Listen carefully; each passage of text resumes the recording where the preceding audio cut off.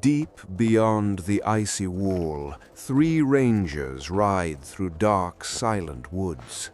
They discover severed bodies arranged in a terrifying ritual on the snow. From the shadows, a towering figure of ice with glowing blue eyes emerges. Blades clash in the cold night, leaving only one surviving ranger to flee. At Winterfell, Lord Ned Stark prepares to execute the deserting ranger for treason.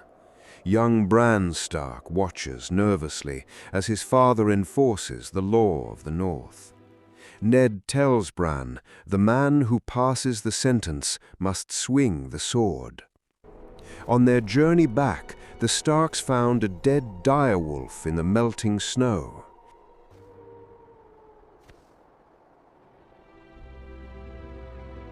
Beside the mother wolf, 6 tiny newborn pups squirm in the cold air.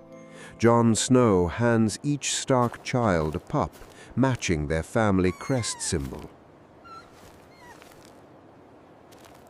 Raven arrives from King's Landing, bringing news. Hand of the King is dead. Catelyn Stark warns Ned that King Robert Baratheon is marching to Winterfell. You must read this, Ned. It came this morning. The Lannisters are playing a dangerous game. Massive royal procession, adorned in gold and banners, enters Winterfell gates. King Robert steps off his horse, heavily built, greeting Ned with a hug. Queen Cersei steps down from her carriage, beautiful, cold, and calculated. King Robert visits the crypts below to lay flowers on his lost love, Lyanna Stark.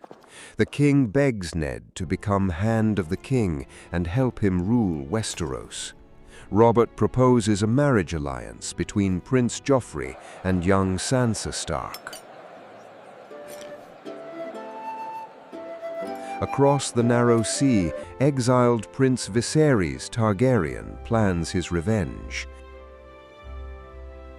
Viserys prepares his sister Daenerys to be married off to a wild warlord, Khal Drogo.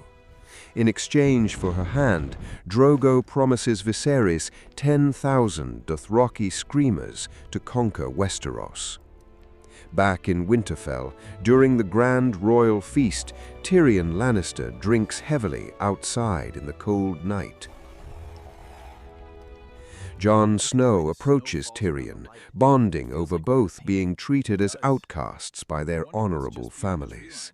Jon reveals his decision to leave Winterfell and join the sworn brothers of the Night's Watch. Meanwhile, Catelyn Stark receives a secret message from her sister Lysa in the dead of night.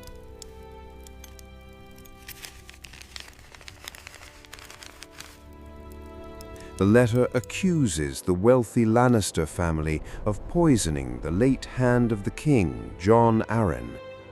Fearing for her family, Catelyn urges Ned to accept the king's offer and investigate the conspiracy.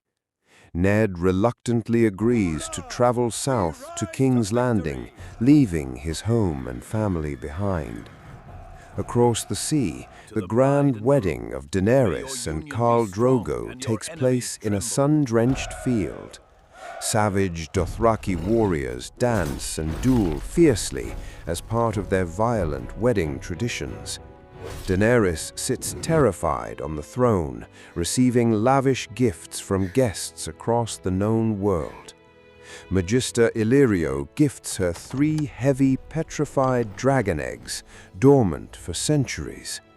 Gently touching the ancient scales, Daenerys feels an inexplicable, strange warmth emanating from them. The royal hunting party leaves Winterfell early in the morning, leaving young Bran behind. Bran, ignoring his mother's strict warnings, begins climbing the ancient outer stone towers. Scaling the high walls with ease, he reaches a secluded broken tower near the castle roof. Looking through the window, Bran accidentally witnesses Queen Cersei and Jaime Lannister together. Horrified by the discovery, Jaime suddenly spots the young boy standing on the high ledge. Jaime grabs Bran by the collar, looks into his eyes, and quietly says, "The things I do for love." With a cold expression, Jaime shoves young Bran off the ledge into the deadly void below. Bran crashes hard onto the courtyard floor below, leaving him lifeless in the freezing snow. Screams echo through Winterfell as Catelyn rushes to her fallen son's unconscious body. Days pass, and Bran remains in a deep coma, hovering silently between life and death. Heartbroken, Ned Stark prepares to depart for King's Landing with his daughters, Sansa and Arya. Arya Stark receives a small, sharp sword named Needle as a parting gift from Jon Snow.